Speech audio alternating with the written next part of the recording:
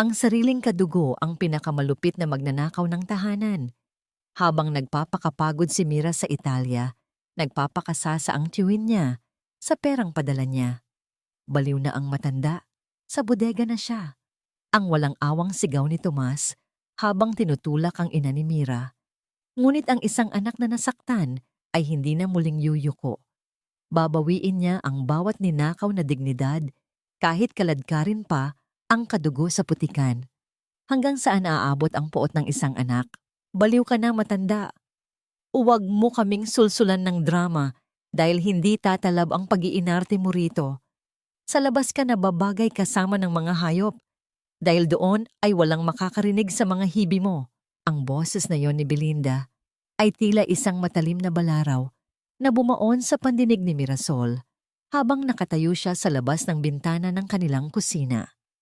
Hawak-hawak niya ang isang mamahaling maleta na puno ng mga pasalubong, isang mamahaling pabango, mga tsokolate, at ang pinakaingatan niyang regalo para sa kanyang ina, isang kulay asul na shawl na gawa sa purong sutla na binili niya pa sa isang munting tindahan sa Roma. Ang kanyang mga palad ay basa ng pawis, hindi dahil sa init ng sikat ng araw sa Batangas, kundi dahil sa lamig na dahan-dahang gumagapang sa kanyang buong pagkatao. Dahan-dahan, sumilip si Mirasol sa siwang ng luma at maruming bintana. Ang kanyang puso ay tila tumigil sa pagtibok nang makita ang eksena sa loob. Ang kanyang ina, si Senyora Milagros, ay nakasalampak sa sahig. Nanginginig ang mga payat na balikat habang pilit na pinupulot ang mga butil ng kaning isinabog ni Belinda sa maruming semento. Ang mangkok na porselana na dati ay paborito ng kanyang ama ay nakahiga na sa isang tabi, basag at wala ng pakinabang. Utang na loob mo sa amin ang bawat subo mo, Ate Milagros. Dagdag pa ni Tomas habang nakatayo sa gilid. Malamig ang mga mata at walang bakas ng awa sa kanyang kapatid. Kung wala kami ni Belinda, matagal ka nang nabulok sa gutom habang ang anak mo ay nagpapakasasa sa Italia. Kaya huwag kang magreklamo kung sa bodega ka matutulog. Doon ay hindi mo maiistorbo ang katahimikan ng pamamahay na ito.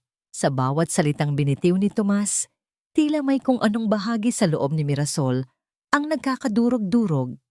Ang kanyang lalamunan ay nanunuyo at ang bawat hininga ay tila punyal na sumasaksak sa kanyang dibdib. Naramdaman niya ang bigat ng 5 taon niyang pagpapakasakit sa ibang bansa.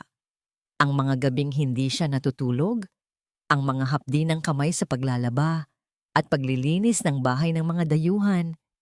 Lahat ng yon ay ginawa niya para lamang mabigyan ng marangal na buhay ang kanyang ina.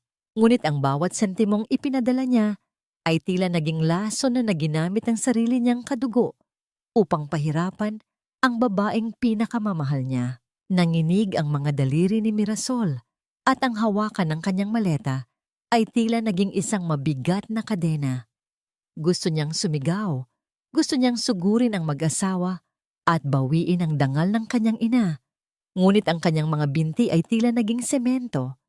Ang kanyang paningin ay nagsimulang lumabo dahil sa mga luhang pilit niyang pinipigilan.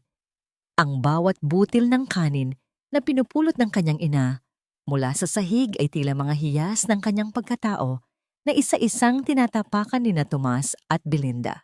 Nakita ni Mirasol kung paano hinablot ni Tomas ang braso ni Milagros upang pilitin itong tumayo.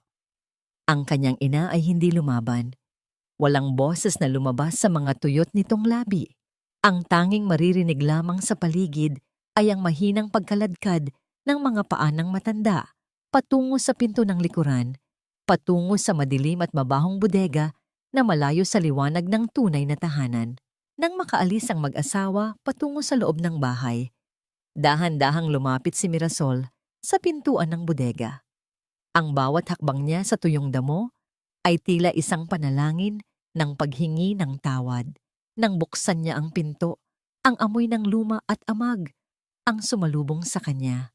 Doon, sa isang sulok, nakita niya ang kanyang ina na nakaupo sa isang manipis at butas-butas na banig. Nay, Ang tanging salitang lumabas sa bibig ni Mirasol, basag at punong-puno ng pait. Napalingon si Milagros. Ang kanyang mga mata, na dati ay puno ng buhay, ay tila mga bintanang nawalan na ng liwanag. Hindi siya ngumiti. Hindi siya tumakbo upang yakapin ang anak. Sa halip, ang unang reaksyon ng matanda ay ang dahan-dahang pagtulak kay Mirasol, pabalik sa dilim. Ang kanyang mga kamay ay nanginginig habang hinahawakan ang mga kamay ng anak, at ang kanyang boses ay tila isang bulong mula sa kabilang mundo. Huwag kang papasok mag-isa, anak. Umalis ka na habang hindi ka pa nila nakikita. Ang nanginginig na babala ni Milagros, babaliiwin ka nila, gaya ng ginagawa nila sa akin. Huwag mong ipakita ang perang dala mo, dahil kukunin nila pati ang huling patak ng iyong dugo. Nanigas si Mirasol sa kinatatayuan. Ang init ng mga kamay ng kanyang ina ay tila isang paalala ng lahat ng nawala sa kanya sa loob ng 5 taon. Tumingala siya sa kisame ng bodega kung saan may mga anino ng gagamba at alikabok. Habang sa kabilang panig ng pader ay naririnig niya ang malakas na tawanan ni na Tomas at Belinda habang pinag-uusapan ang mga bagong kagamitang bibilhin nila gamit ang perang ipinadala niya noong nakaraang buwan. Ito ba ang kabayaran ng lahat ng sakripisyo ko? Ito ba ang tahanang binuo ko sa pamamagitan ng aking mga luha at pawis sa malayo? Tumayo si Mirasol sa gitna ng kadiliman ng bodega. Ang kanyang puso ay tila isang bulkan na handang sumabog, ngunit ang kanyang mukha ay nanatiling malamig at tahimik. Sa labas, ang araw ay unti-unti nang lumulubog, nag-iiwan ng mahahabang anino sa lupa. Ngunit sa loob ng puso ni Mirasol, ang gabi ay nagsisimula pa lamang. Nang muling tumunog ang malakas na tawa ni Belinda mula sa loob ng bahay, isang malamig na kaisipan ang pumasok sa isip ni Mirasol habang nakatingin siya sa nakakadenang pintuan ng kanilang kusina. Paano niya malalabanan ang mga demonyong nakatira sa loob ng sarili niyang tahanan kung ang bawat susi ay nasa kamay na ng mga taong itinuring niyang pamilya? Kinailangan munang lunukin ni Mirasol ang lahat ng luhang nagbabadyang tumulo mula sa kanyang mga mata. Pinunasan niya ang kanyang pisngi gamit ang likod ng kanyang palad, inayos ang kanyang buhok at dahan-dahang lumakad palabas ng bakuran upang pumunta sa harap ng tarangkahan. Huminga siya ng malalim, pilit na ibinabaon ang puot sa pinakasulok ng kanyang dibdib. Kailangan niyang maging matalino. Hindi siya maaaring sumugod ng walang kalaban-laban sa mga taong naghahari-harian sa sarili niyang pamamahay. Nang pinihit niya ang trangka ng gate, ang ingay ng kalawangin nitong bakal ay tila naging hudyat ng isang napakagaling na dulaan. Halos hindi pa siya nakakapasok ay bumukas na ang pinto ng pangunahing bahay. Lumabas si Tomas na may malapad at maamong-ngamong ngiti, habang si Belinda ay patakbong sumalubong sa kanya. Nakabuka ang mga braso at umaapaw sa pekeng pananabik. Naku po, ang pamangkin ko. Bakit hindi ka man lang nagpasundo sa bayan, Mira?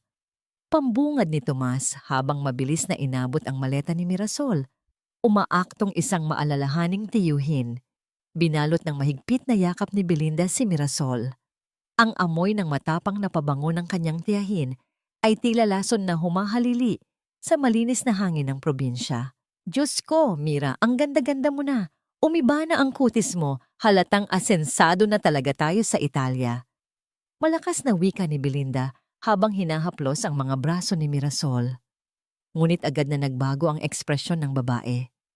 Ang kanyang mga mata ay nanliit sa anyong pagkaawa na halatang pinag-aralan. Pero Mira, huwag ka sanang mabibigla. Hindi namin sinabi sa iyo agad dahil ayaw naming mag-alala ka pa. Habang nagpapagod ka sa abroad, nagkunwaring walang alam si Mirasol. Tinitigan niya ang tiyahin, hinihintay ang mga kasinungalingang lalabas sa bibig nito. Gumawa ng malungkot na tunog si Belinda mula sa kanyang lalamunan bago ipinagpatuloy ang kanyang litanya. Ang mama mo kasi, nawala na sa sarili, nabaliw na yata dahil sa katandaan at kalungkutan. Sinisira niya ang mga gamit natin sa loob ng bahay. nananakit pa. Kaya inilipat muna namin siya sa likod para sa kaligtasan niya at ng buong pamilya. Alam mo naman, pamilya tayo. Kami na ang sumalo ng hirap. Kung hindi dahil sa amin, baka sa kalye na pinulot iyang nanay mo. Tila may mga karayom na tumutusok sa balat ni Mirasol habang pinapakinggan ang bawat salita. Ang gaslighting na ginagawa ng kanyang tiyahin ay napakakinis. Tila sila pa ang mga bayaning nagsasakripisyo. Ngumiti lamang si Mirasol, isang ngiting hindi umaabot sa kanyang mga mata. Pagpasok nila sa sala, sinalubong si Mirasol ng isang tanawing, lalong nagpakulo sa kanyang dugo. Ang lumang telebisyon ng kanyang ama ay pinalitan ng isang dambuhalang flat screen. Ang mga sirang upuan noon ay napalitan ng makapal na sofa na yari sa mamahaling materyales. Ang buong bahay ay nagniningning sa bagong kagamitan, ngunit ang tunay na may-ari ay nabubulok sa isang madilim na bodega. Habang papunta si Mirasol sa kusina upang kumuha ng baso ng tubig, nahagip ng kanyang paningin ang isang basahan malapit sa pintuan ng banyo. Natigilan siya. Unti-unting lumuhod si Mirasol at pinulot ang maruming tela na puno ng itim na putik at bakas ng mga sapatos. Ito ang lavender na knitted cardigan na ipinadala niya noong nakaraang Pasko. Binili niya ito mula sa unang ipon ng kanyang overtime pay upang may magamit ang kanyang ina tuwing lumalamig ang simoy ng hangin. Ngayon, ginagawa na lamang itong pamunas ng paa ni Belinda. Pinisil ni Mirasol ang maruming damit. Inilapat niya ito ng bahagya sa kanyang dibdib, tila ba niyayakap ang sugatang kaluluwa ng kanyang ina. Walang luhang pumatak, ngunit ang kanyang mga bagang ay nagtagis sa tindi ng pagpipigil. Bumalik siya sa sala kung saan nakaupo na si Tomas, umiinom ng kape habang nakadikwatro. Tito, mahinahong simula ni Mirasol, ang boses ay kalmado, ngunit may nakatagong lalim. Ang mga padala ko po buwan-buwan. Sapat naman po ba yon para sa pagkain at gamot ni Mama? Bumuntong hininga si Tomas. Ipinapakita ang mukha ng isang lalaking pagod na pagod sa responsibilidad. Alam mo naman, Mira, walang iwanan sa pamilya. Kaso, iba na ang sitwasyon ngayon. Ang mahal ng mga gamot sa utak. Yung mga ipon ko mula sa negosyo, halos maubos na rin kakatapal sa mga kailangan ng mama mo. Baka naman, habang nandito ka, pwede mong madagdagan ang budget natin. Para rin naman ito sa ikabubuti niya. Isang magnanakaw na humihingi pa ng dagdag na nananakawin. Tumango lamang si Mirasol. Sige po, Tito. Titignan ko ang budget ko. Pupuntahan ko lang po muna si Mama sa likod. Dali-daling nagtimpla si Mirasol ng mainit na oatmeal sa kusina at dinala ito sa bodega. Nang makita siya ni Milagros na may dalang pagkain, tila ba nakita ng matanda ang isang himala. Nanginginig ang mga kamay ni Milagros nang subuan siya ni Mirasol. Bawat lunok ng matanda ay mabilis at walang pag-aalinlangan. Halatang ilang araw nang walang laman ang sikmura. Bawat subo ay isang patalim na humihiwa sa katinoan ni Mirasol. Ang pag-aalaga na ipinagmamalaki ni Tomas at Belinda ay isang malupit na gutom. Habang pinupunasan ni Mirasol ang gilid ng labi ng kanyang ina, napatingin siya sa maliit na siwang ng bintana ng bodega na nakaharap sa kalsada. Sa labas ng tarangkahan, may isang lalaking nakasuot ng malinis na polo shirt na nakikipag-usap kay Tomas. May iniabot ang lalaki na isang folder na kulay pula. Nakita ni Mirasol ang masiglang pagngiti ni Tomas, isang ngangiting punong-puno ng kasakiman habang mahigpit na hinahawakan ng folder. Sino ang lalaking iyon? At ano ang nilalaman ng pulang papel na tila nagbibigay ng labis na ligaya sa kanyang tiyuhin? Bago pa man niya masundan ng tingin ng lalaki, nagpasya si Mirasol na bumalik sa pangunahing bahay upang magmasid. Ngunit paglabas niya ng bodega, napatigil siya sa paghakbang. Sa gitna ng mga anino ng haligi ng bahay, nakatayo ang isang binatilyo. Si Carlo, ang anak ni Tomas at Belinda. Maputla ang mukha ng bata at ang kanyang mga mata ay nanlalaki sa matinding takot. Nang magtama ang kanilang paningin, hindi lumapit si Carlo. Sa halip, Nanginginig na itinaas ng bata ang kanyang hintuturo at inilagay iyon sa kanyang mga labi, sumesenyas na huwag siyang magsalita. Unti-unti nitong iniling ang kanyang ulo. Ang mga mata ay nagmamakaawa bago ito mabilis na nagtago pabalik sa dilim ng pasilyo. Maagang umalis si Mirasol kinabukasan. Habang mahimbing pang natutulog ang mga demonyong nagkukunwaring pamilya, palihim siyang lumabas ng tarangkahan at sumakay ng tricycle patungo sa kabayanan. Ang hangin sa umaga ay malamig, ngunit ang nagliliyab na katanungan sa kanyang isip ay nagpapawis sa kanyang mga palad. Kailangan niyang malaman kung hanggang saan ang sakop ng kasinungalingan nina na Tomas at Belinda. Pagpasok niya sa bangko, ang malamig na hangin mula sa aircon ay tila yumakap sa kanyang pagod na katawan. Dumiretso siya sa teller at inilapag ang kanyang pasaporte at ang kopya ng account number ng kanyang ina. Miss, gusto ko sanang i-check ang balanse ng account ni Senyora Milagros Alvero. Ako ang anak niya. Ito ang mga ID ko. Malumanay ngunit mariin niyang pakiusap. Mabilis na nagtipa ang empleyada sa keyboard ng computer. Ilang sandali pa, kumunot ang noo nito at tumingin kay Mirasol na may halong pag-aalala. Ma'am, close na po ang account na ito simula pa noong 1 taon. Zero balance na po. Ni-withdraw po lahat ng laman sa pamamagitan ng authorization letter. Tila gumuho ang sahig na kinatatayuan ni Mirasol.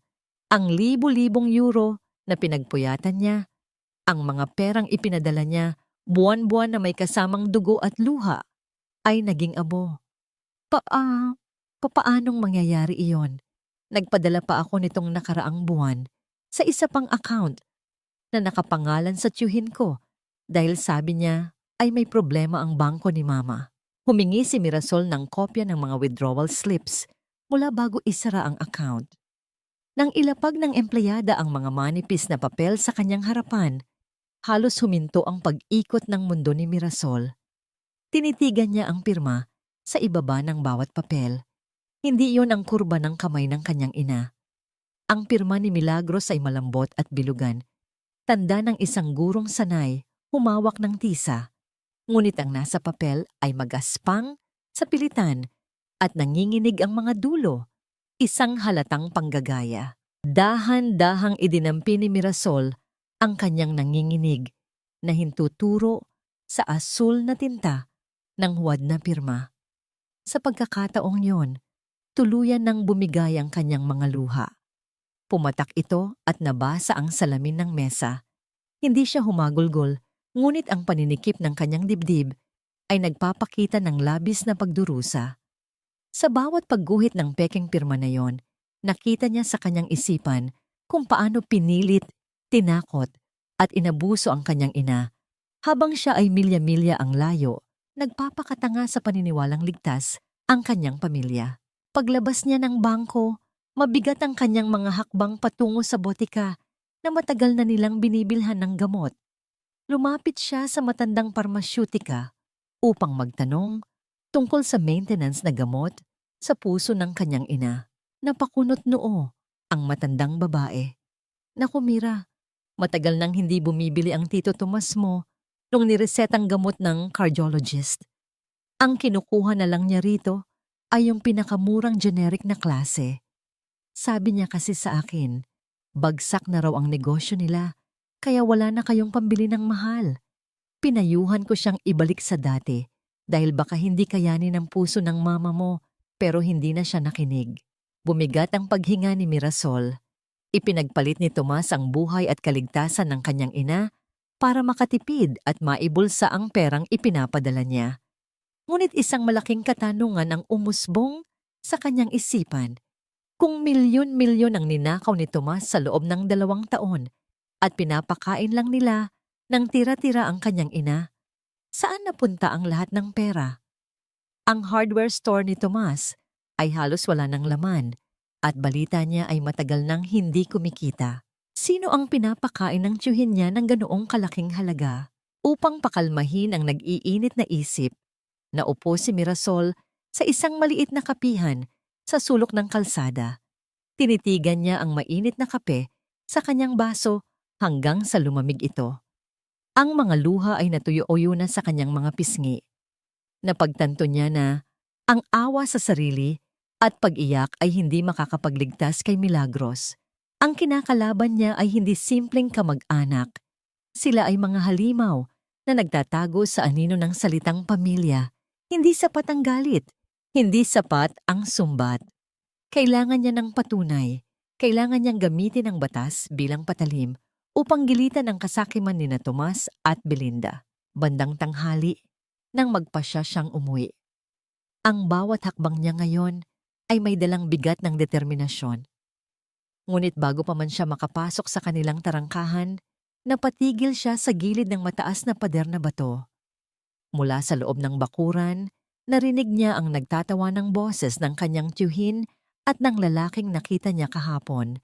Ang lalaking may dalang pulang polder. Sumilip si Mirasol mula sa gilid ng pader. Nakatayo si Tomas malapit sa puno ng mangga. Pilit na iniaabot ang isang sobrang makapal sa lalaki. Sigurado na yan, Ramon. Huwag kang mag-alala. Malinis ang papel niyan. Ang mayabang na pahayag ni Tomas habang tinatapik sa balikat ang lalaki. Hinihintay ko na lang na bumigay ang matanda. Wala na siyang silbi, kundi ang mag-uubos ng oxygen. Kapag napirmahan na niya ang huling dokumento, makukuha mo na ang komisyon mo.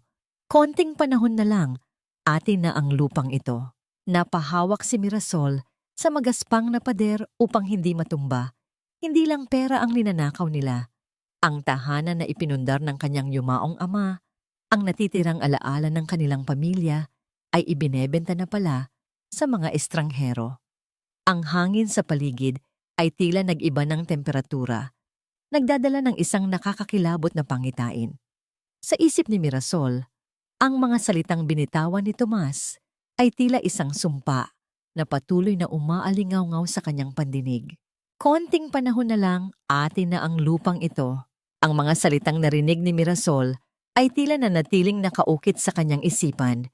Sinusunog ang anumang natitirang pag-asa na baka sakaling may natitira pang konsensya sa kanyang tiyuhin. Kinailangan niyang humugot ng napakalalim na hininga bago tuluyang pumasok sa bakuran. Paghakbang niya sa loob, wala na si Tomas at ang lalaking nagngangalang Ramon.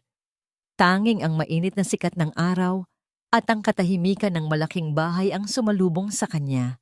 Kinaumagahan, nagpasya si Mirasol na lumabas sandali upang bumili ng masustansyang pagkain at bagong gamot para sa ina. Naglakad siya patungo sa maliit na pamilihan ng barangay. Habang papalapit siya sa tindahan ni Aling Pura, ang sentro ng lahat ng tsismis at kwentuhan sa kanilang lugar, narinig niya ang pamilyar at matinis na boses ni Belinda. Nakatayo si Belinda sa harap ng tindahan, pinapaypayan ang sarili habang napapalibutan ng 3 kapitbahay. Ang mukha nito ay inosente, ngunit ang mga mata ay nanlilisik sa kagustuhang manira. Alam niyo ba, nakakaawa talaga si Tomas. Halos hindi na natutulog kakatrabaho para may ipakain sa atin niya. Ang malakas na panaghoy ni Belinda, sinasadya na maririnig ng lahat. Tapos itong si Mira, umuwi nga wala namang pakialam. Nagpadala lang ng ilang barya mula Italia. Akala mo kung sino ng senyorita. Hanggang ngayon, kami pa rin ang nagpapasan sa baliw niyang ina. Kung alam ko lang na ganito kasama ang ugali ng pamangkin namin, sana iniwan na lang namin sa kalye ang matanda. Tumigil si Mirasol sa paghakbang. Naramdaman niya ang matatalim na tingin ng mga taong nakapaligid sa tindahan nang mapansin nila ang kanyang pagdating. Ang mga bulong-bulungan ay huminto. Pinalitan ng mga matang nanlilibak at nanghuhusga. Lumapit si Aling Pura, ang tindera na may makapal na make-up, at tiningnan si Mirasol mula ulo hanggang paa. Aba, umuwi na pala ang senyorita. Wika nito, may halong pang-uuyam. Sana inalagaan mo ang ina mo, hindi puro porma sa abroad. Ang tiyahin mo pa ang nagpapakahirap mag-alaga. Sa mama mong sumasakit ang ulo kapag sinusumpong ng kabaliwan. Naramdaman ni Mirasol ang pag-akyat ng init sa kanyang leeg. Gusto niyang isigaw sa kanilang lahat na ninakaw ang kanyang pera, na ang kanyang ina ay ikinukulong at pinapakain ng tira-tira. Ngunit alam niyang walang maniniwala sa kanya laban sa mahusay na pag-arte ng kanyang tiyahin. Kinagat niya ang kanyang ibabang labi, nilunok ang pait at kahihiyan. Tumitig siya ng diretso kay Aling Pura. Isang malamig, ngunit matapang na ngiti ang sumilay sa kanyang mga labi. Ang tunay na nag-aalaga Aling Pura ay hindi ipinagsisigawan sa kalsada, at ang kabutihang loob na kailangang ipagmalaki upang hangaan ng iba ay madalas na nakabalot sa pinakamaitim na kasinungalingan. Hindi na niya hinintay ang reaksyon ng matanda. Tumalikod si Mirasol at mabilis na naglakad palayo. Iniiwan silang nakanganga. Ngunit kahit matapang ang kanyang mga salita, ang kanyang puso ay nanginginig sa sakit. Ang paningin ng mga tao, ang mga husga ng walang alam, ang lahat ng ito ay dumadagdag sa bigat ng kanyang krus. Habang naglalakad sa makitid na eskinita, pabalik sa kanila, isang kamay ang biglang humablot sa kanyang braso at hinila siya papasok sa isang bukas na tarangkahan. Muntik nang mapasigaw si Mirasol sa gulat, ngunit agad niyang nakilala ang maamong mukha ng babaeng nasa harap niya. Ito ay si Ma'am Leonora, ang retiradong guro sa elementarya at matagal ng kapitbahay ng kanyang ina. Nanginginig ang mga kamay ni Ma'am Leonora habang isinasara ng tahimik ang kanyang gate. Ang kanyang mga mata ay puno ng luha. Dahan-dahan niyang inilabas mula sa bulsa ng kanyang palda ang isang maliit na notebook na balot ng lumang plastik. Mira anak, patawarin mo ako kung hanggang tingin lang ang nagawa ko noong wala ka. Ang basag na tinig ng matandang guro. Sinubukan kong awatin si Tomas noon, ngunit tinakot niya ako. Sabi niya, may mga kilala siyang sindikato na kaya akong ipatumba anumang oras. Iniabot ni Ma'am Leonora ang notebook kay Mirasol. Isinulat ko riyan lahat. Ang mga araw na hindi nila pinapakain si Milagros. Ang mga gabi na naririnig kong sinusigawan siya ni Belinda. At ang mga palihim na pagkikita ni Tomas at ng ahenteng si Ramon. Tiningnan ni Mirasol ang mga pahina. Bawat linya ay isinulat ng may pag-iingat. Isang detalyadong talaan ng impyerno ng kanyang ina. Ang mga luha ng matandang guro ay tila naging ulan na unti-unting nagpapabura sa nararamdamang pag-iisa ni Mirasol. Hindi pala siya nag-iisa sa laban na ito. Salamat po, Ma'am Leonora. Napakalaking tulong po nito. Garalgal na sagot ni Mirasol habang mahigpit na niyayakap ang notebook sa kanyang dibdib. May isang bagay pa. Pabulong na dagdag ng guro habang nag-aabot ng isang lumang hair clip na may hugis paru-paro. Nakilala agad iyon ni Mirasol. Ito ang paboritong ipit ng kanyang ina na ginagamit tuwing may okasyon. Nakita ko itong nahulog sa labas ng bakod niyo isang madaling araw. Palagi siyang nakadungaw dyan sa siwang ng pader, hinihintay ka. At Mira, isinulat ko rin sa notebook na yan ang tungkol sa isang papel na madalas nilang pagtalunan. Isang dokumento na hinahanap nila na nakasulat sa pulang papel na may marka ng tubig. Hindi ko alam kung ano yon, pero sigurado akong itinatago yon ng tiyuhin mo. Pag-uwi ni Mirasol, dala ang bigat ng mga revelasyon. Nagmamadali siyang pumasok sa kanilang bakuran. Ngunit ang unang bumungad sa kanya ay isang eksenang nagpatigil sa pagtibok ng kanyang puso. Sa gitna ng sikat ng araw, nakaluhod sa magaspang na semento ang pamangkin niyang si Carlo. Nakayuko ang bata habang sunod-sunod na inihahampas ni Belinda ang isang makapal na tsinelas sa likod at balikat nito. Magnanakaw! Pinalamo na nga kita! Nagnanakaw ka pa ng pandesal sa kusina. Ang mabagsik na sigaw ni Belinda, ang bawat salita ay sinasabayan ng malakas na pagtama ng tsinelas sa laman ng bata. Ngunit ang nakita ni Mirasol sa gilid ng halamanan ay hindi tinapay para sa sarili ni Carlo. Isang piraso ng pandesal ang nakakalat sa damuhan malapit sa pinto ng bodega. Ang pandesal na halatang pilit itinatakas ng bata para ibigay sa kanyang Lola Milagros na muling nakakulong sa loob. Ang tunog ng bawat palo sa katawan ni Carlo ay umaalingaw-ngaw sa paligid, umaabot hanggang sa kaibuturan ng kaluluwa ni Mirasol. Hindi na nakapaghintay pa si Mirasol. Binitawan niya ang mga supot ng pagkain at mabilis na tinakbo ang distansya patungo sa kinaroroonan ni Belinda. Hinablot niya ang kamay ng kanyang tiyahin, sapat na lakas upang mapatigil ito sa pag-atake sa bata. Ang tsinelas ni Belinda ay huminto sa ere at ang kanyang mukha ay namula sa biglaang pagkagulat at galit. "Tigil na, auntie. Tama na." Ang pasigaw na utos ni Mirasol, ang kanyang tinig ay nanginginig sa matinding emosyon. "Bitawan mo ako, Mirasol." Pagpupumiglas ni Belinda. "Gusto mong mamatay tayo sa hirap? Kampihan mo pa ang magnanakaw na batang ito. Pinapakain ko siya, binibihisan, tapos ganito ang isusukli niya. Ninanakawan ang sarili niyang mga magulang para sa isang matandang wala na sa wisyo." Sa gilid ng pinto, lumabas si Tomas na may hawak na dyaryo. Tiningnan niya ang eksena nang walang anumang emosyon sa kanyang mga mata. "Hayaan mo siya, Belinda. Hayaan mong makita ni Mira kung gaano tayo nahihirapan sa disiplina rito.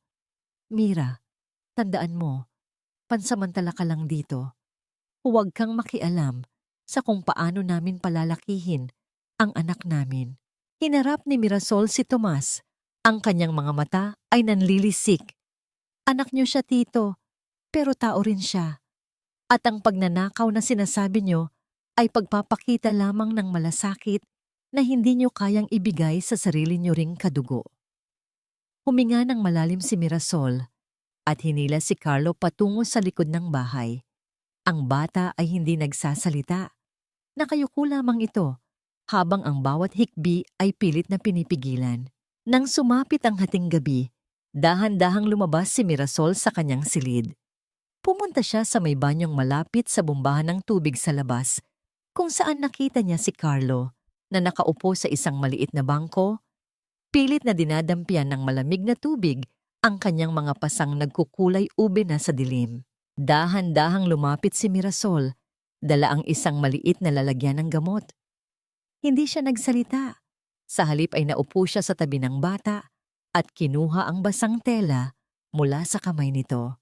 Sa ilalim ng malamig na liwanag ng buwan, kitang-kita ang mga latay sa balat ni Carlo. "Salamat po, Ate Mira." Bulong ng bata. Ang boses ay tila isang tuyong dahon na hinihipan ng hangin. "Hindi ka magnanakaw, Carlo." Mahinahong wika ni Mirasol habang dahan-dahang pinapahiran ng ointment ang mga sugat ng bata. "Alam ko kung para kanino ang pandesal na yon. Salamat, dahil kahit natatakot ka, hindi mo pinabayaan ang lola mo." Doon na bumigay ang bata. Ang mga luhang kanina pa pinipigil ay tuluyan ng pumatak. Basang-basa ang kanyang mga pisngi. "Ate, natatakot po ako." Halos gabi-gabi, naririnig ko si lola na umiiyak sa bodega. Humihingi siya ng tubig, pero kapag sinusubukan kong lumapit, nagigising si mama at binubugbog ako. Sabi ni Papa, kailangang makuha ang pirma ni Lola para hindi kami mapunta sa kalsada. Pero ate, hindi ko na po kayang makitang naghihirap si Lola. Hinawakan ni Mirasol ang mga balikat ni Carlo. Tinitigan niya ang bata ng diretso sa mga mata. "Carlo, kailangan ko ang tulong mo. May binanggit sa akin si Ma'am Leonora na isang dokumento. Isang pulang papel na may marka ng tubig. Nakita mo na ba yon sa gamit ng papa mo?" Natigilan si Carlo. Sandaling nanahimik ang paligid. Tanging ang huni ng mga kuliglig ang maririnig. "Yung pulang papel, nakita ko po yun minsan nung lasing si Papa. May kinukuha siyang sobre sa ilalim ng kanilang kutsyon. Doon niya itinatago ang lahat ng mahahalagang dokumento. Pero palagi itong nakakandado at hindi niya iniiwan ang susi. Kailangan nating mahanap iyon, Carlo. Iyon lang ang paraan para mailigtas natin ang lola mo at ang bahay na ito." Ang mariing pakiusap ni Mirasol. Tumango si Carlo, isang bagong determinasyon ang sumilay sa kanyang mga mata. "Gagawin ko po, ate. Hindi po ako duwag. Ang tunay na matapang, lumalaban para sa tama, kahit sariling dugo ang kalaban. Pinahid ni Mirasol ang huling bakas ng luha sa mukha ni Carlo. Ang sandaling iyon ay tila naging isang sagradong tipan sa pagitan ng dalawang kaluluwang nais lamang ng katarungan. Bago bumalik sa loob, sinalkular ni Carlo ang maliit na bote ng gamot na ibinigay ni Mirasol at maingat itong itinago sa kanyang pocket. Tila ba ito ay isang bawal na kayamanan? Nang sumunod na umaga, maagang nagising si Mirasol upang ipaghanda ng lugaw ang kanyang ina. Bit-bit ang mainit na mangkok, naglakad siya patungo sa bodega sa likod. Ngunit pagdating niya roon, ang pintuan ng bodega ay nakabukas ng malapad. Tila ba may marahas na puwersang nagbukas nito. Binitawan ni Mirasol ang mangkok at ang tunog ng pagbasag ng porselana sa semento ay tila isang hudyat ng masamang balita. Tumakbo siya papasok sa loob, ngunit ang banig ni Milagros ay wala ng laman. Ang tanging natira ay ang amoy ng amag at isang nakakakilabot na tanawin sa pintuan. May mga bakas ng dugo, maliliit at sariwa pa, na nagmula sa loob ng bodega patungo sa damuhan. At sa gitna ng mga bakas na iyon, nakita ni Mirasol ang tsinelas ng kanyang ina na naiwan, putik-putikan at tila itinapon sa gitna ng pagmamadali. "Nay, Mama!" Ang histerikal na sigaw ni Mirasol na umalingaw-ngaw sa buong bakuran. Ang bawat tibok ng puso ni Mirasol ay tila isang tambol na nagbababala ng panganib habang tinatakbo niya ang bawat sulok ng bakuran. Ang hamog ng madaling araw ay humahalo sa kanyang malamig na pawis. Mama! Ang kanyang tawag, ngunit ang tanging sumasagot sa kanya ay ang malungkot na huni ng mga ibon at ang kalatis ng mga tuyong dahon sa ilalim ng kanyang mga paa. Sinundan niya ang maliliit na patak ng dugo na tila mga mapulang luhang nakasabog sa damuhan. Humantong ang mga bakas na ito sa likod ng pangunahing bahay sa isang lumang bodega na dati ay imbakan lamang ng mga sako ng bigas at mga sirang kagamitan. Ang pinto nito ay nakakandado mula sa labas gamit ang isang makapal na kadena. Ang pag-iyak ng tuyong kahoy sa bisagra ng pinto nang subukan itong itulak ni Mirasol ay sapat na upang madurog ang kanyang pag-asa. "Tito, buksan niyo ito. Alam kong nandyan ang Mama." Ang sigaw ni Mirasol habang pinupukpok ng kanyang mga kamao ang matigas na kahoy. Ang tunog ng kanyang paghampas ay tila isang pagsusumamo na walang nakikinig. Biglang bumukas ang pinto ng kusina at lumabas si Tomas. Bitbit ang susi at isang tumpok ng mga papel. Sa likod niya ay si Belinda na may krus na mga braso at isang ngangising punong-puno ng tagumpay. "Huwag kang maingay, Mira. Natutulog ang mama mo. Kailangan niya ng disiplina dahil masyado na siyang nagiging matigas ang ulo." Ang malamig na wika ni Tomas. Nang buksan ni Tomas ang pinto, ang amoy ng luma at siksik na alikabok ay agad na sumalubong kay Mirasol, tila isang kamay na sumasakal sa kanyang hininga. Sa gitna ng silid na walang bintana, nakita niya ang kanyang ina. Si Milagros ay nakasalampak sa isang sirang silya, ang kanyang kaliwang pisngi ay namumula at may sariwang sugat sa labi. Ang pinagmula ng dugong nakita ni Mirasol sa labas. "Nay!" Ang tanging naibulalas ni Mirasol bago siya lumuhod sa harap ng ina. Ang nanginginig na mga kamay ng matanda ay hawak-hawak ang mga piraso ng pinunit-punit na papel sa sahig. Sinubukan niyang punitin ang deed of sale, Mira, ang may halong pangit-ngit na paliwanag ni Tomas. Akala niya ay matatakasan niya ang obligasyon niya sa pamilyang ito. Iyan ang napapalala ng mga taong walang utang na loob. Tumayo si Tomas sa tapat ni Mirasol.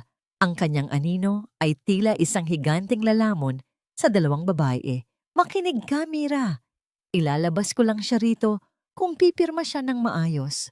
Kung hindi, baka bukas, sa kabaong na siya lumabas dahil sa panghihina. Huwag mo kaming subukan dahil wala kang magagawa." Hindi sumagot si Mirasol. Ang kanyang buong katawan ay nanginginig sa galit. Ngunit alam niyang ang bawat maling galaw niya ay magdadala ng mas malaking panganib sa kanyang ina. Dahan-dahan niyang kinuha ang isang basong tubig na dala niya at inilapit sa tuyot na labi ni Milagros sa sandaling iyon ng katahimikan habang sina Tomas at Belinda ay abala sa pagtatalo sa labas ng pinto. Hinawakan ni Milagros ang palad ng kanyang anak. Ang mga daliri ng matanda ay magaspang at puno ng alikabok. Gamit ang kanyang nanginginig na hintuturo, dahan-dahang sumulat si Milagros sa ibabaw ng alikabok na nakakapit sa palad ni Mirasol.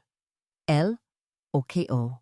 Pagkatapos ay dahan-dahang itinuro ng matanda ang kanyang paningin sa direksyon ng pangunahing bahay, partikular na sa silid ni Tomas kung saan naroon ang kanilang lumang kama. Ang mensahe ay malinaw. Ang lahat ay isang malaking panlilinlang at ang katotohanan ay nakatago sa ilalim ng hinihigan ng kanyang tiyuhin. Nang mapansin ni Belinda na nagtatagal sila sa loob, agad niyang hinila si Mirasol palabas. Tama na yan. Bumalik ka na sa loob ng bahay kung ayaw mong ikaw ang isunod namin dyan. Pilit na naglakad si Mirasol patungo sa kanyang silid. Ang kanyang isipan ay tila isang bagyong hindi humuhupa. Ang bawat hakbang niya sa sahig na kahoy ay tila isang paalala ng oras na unti-unti nang nauubos. Kailangan niyang makuha ang dokumentong yon. Ngayon din, naupo siya sa gilid ng kanyang kama. Sinusubukang pakalmahin ang kanyang nanginginig na hininga. Biglang naramdaman niya ang pag-vibrate ng kanyang cellphone sa kanyang bulsa. Isang hindi kilalang numero ang nagpadala ng isang mensahe. Nang buksan niya ang kalakip na video, ang kanyang mga mata ay nanlaki sa sindak at pagkamangha. Sa madilim na screen ng cellphone, kitang-kita ang mukha ni Tomas sa loob ng isang mausok na bar, tumatawa habang tinatanggap ang isang makapal na bundle ng pera mula kay Ramon. Isang linggo na lang, Ramon. Ang boses ni Tomas sa video ay malinaw na malinaw. Kapag wala na ang matanda, sa atin na ang lahat. Sino ang nagpadala nito? At ano ang tunay na balak ni Tomas na gagawin sa kanyang ina sa loob ng isang linggo? Ang liwanag mula sa screen ng cellphone ay tila naging tanging tanglaw ni Mirasol sa gitna ng nagbabadyang kadiliman. Ang gabi ay tila isang malaking kumot na bumabalot sa buong bayan ng Batangas, ngunit sa loob ng tahanan ng mga Alvero, ang katahimikan ay hindi nagdadala ng kapayapaan. Amoy ng matapang na alak at murang sigarilyo ang namamayani sa sala. Isang palatandaan na nag-uwi ng panalo ang kasamaan. Si Tomas ay nakauwi ng pasuray-suray. Ang kanyang halakhak ay tila isang nakakairitang tunog na unti-unting napalitan ng malalakas na hilahil ng pagtulog. Dahan-dahang bumukas ang pinto ng silid ni Mirasol. Sa labas ng pasilyo, nakatayo si Carlo.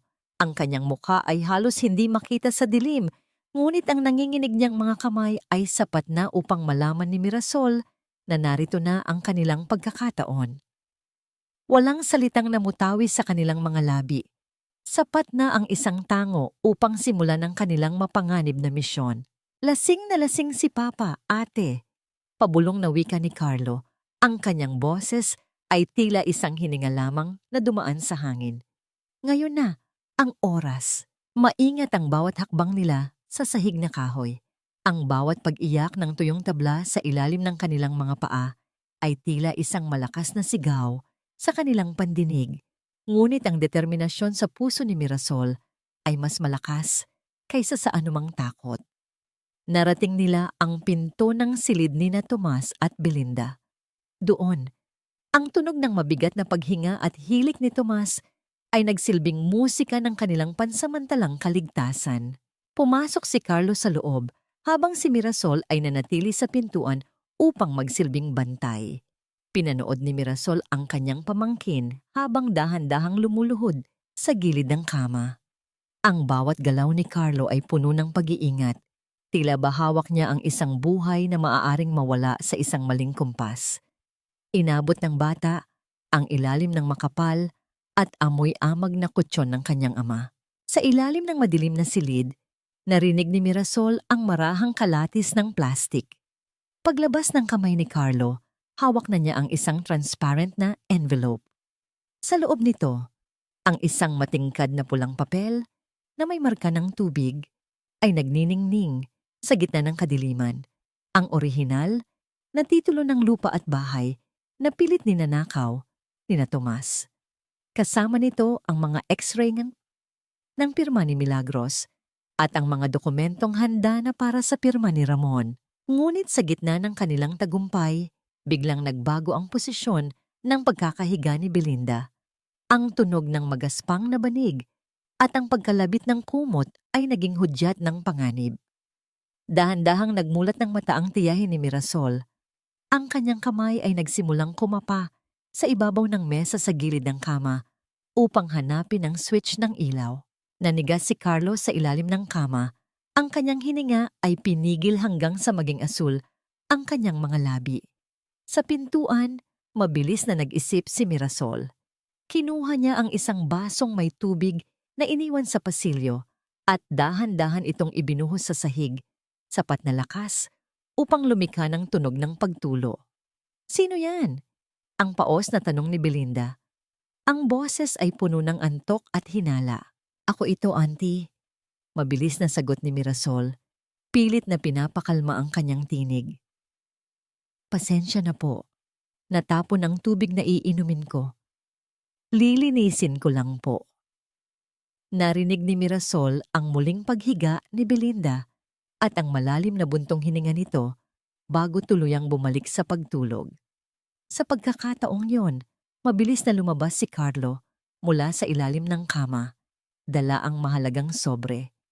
Mabilis silang nagtungo sa kusina, kung saan ang tanging liwanag ay mula sa buwan na sumisilip sa bintana. "Nakuha natin, ate," ang nanginginig na wika ni Carlo habang iniabot ang sobre kay Mirasol. Tiningnan ni Mirasol ang mga dokumento. Ang kanyang mga mata ay napuno ng luha, hindi ng lungkot, kundi ng katarungan. "Salamat, Carlo. Hindi mo alam kung gaano kalaki ang nagawa mo para sa lola mo." Inilabas ni Mirasol ang kanyang pitaka at kumuha ng ilang libong piso, ang huling natitirang pera niya mula sa Italia. Pilit niya itong isiniksik sa kamay ni Carlo. "Kunin mo ito, Carlo. Itabi mo para sa sarili mo. Kung sakaling magkaroon ng gulo, gamitin mo ito para makalayo." Ngunit umiling ang bata. Ibinalik niya ang pera kay Mirasol.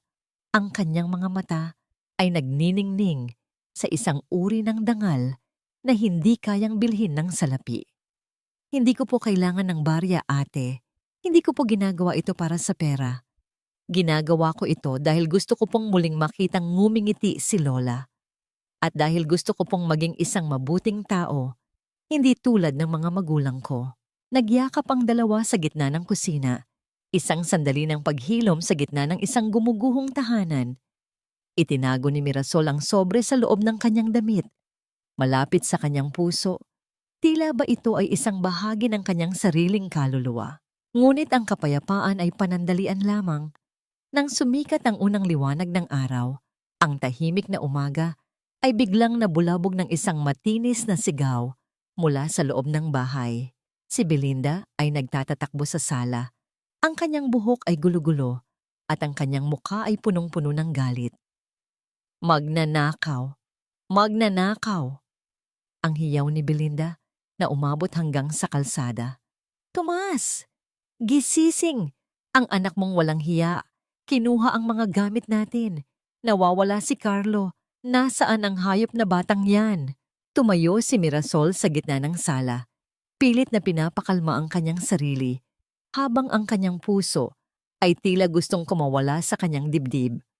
Wala si Carlo sa kanyang silid. Ang kanyang kama ay maayos na nakatiklop, ngunit ang bintana ay nakabukas ng malapad. At sa gitna ng sigawan ni Belinda, napansin ni Mirasol na wala na rin ang sobre sa ilalim ng kanyang unan kung saan niya ito itinago pansamantala. Nasaan si Carlo? At sino ang tunay na kumuha ng dokumento sa gitna ng nagbabadyang unos? Ang bawat hiyaw ni Belinda ay tila isang matalim na kuko na kumakayod sa katinoan ni Mirasol.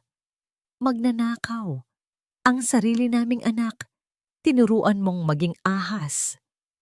Ang boses ng kanyang tiyahin ay umaalingaw-ngaw sa buong kalsada.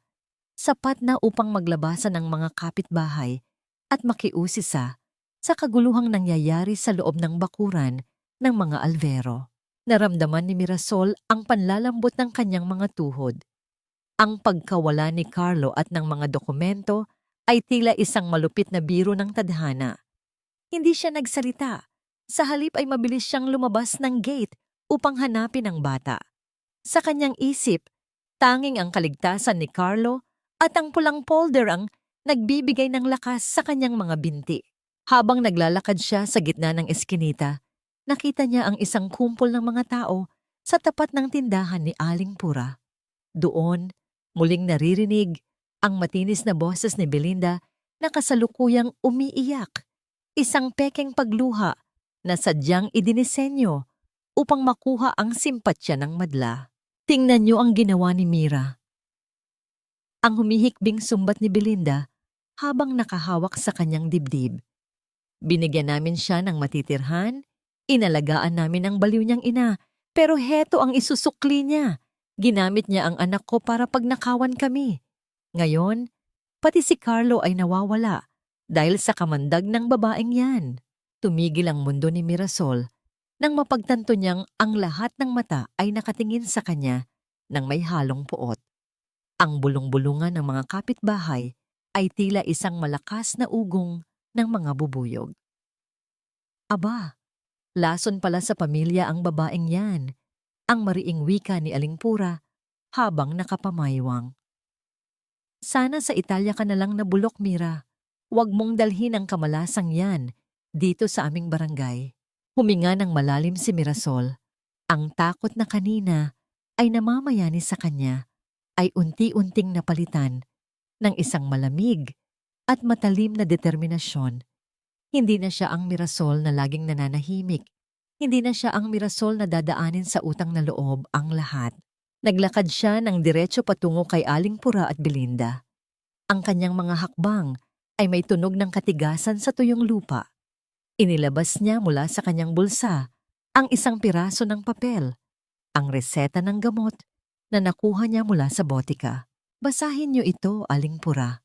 Ang malamig na utos ni Mirasol, ang boses ay hindi nanginig kahit isang saglit. Basahin niyo ang uri ng gamot na ipinapainom nila sa aking ina.